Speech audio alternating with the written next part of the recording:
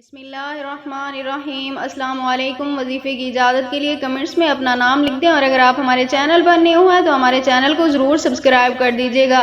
اگر آپ بے اولاد ہیں، آپ کے گھر میں اولاد جیسی نعمت نہیں ہے، آپ مایوس ہو چکے ہیں، آپ ہر حال میں اولاد پانا چاہتے ہیں، تو صرف ایک بار یہ عمل کریں، انشاءاللہ تعالی اس عمل کی برکت سے اللہ پاک آپ کو کبھی اولاد کی نعمت سے محروم نہیں رکھیں گے۔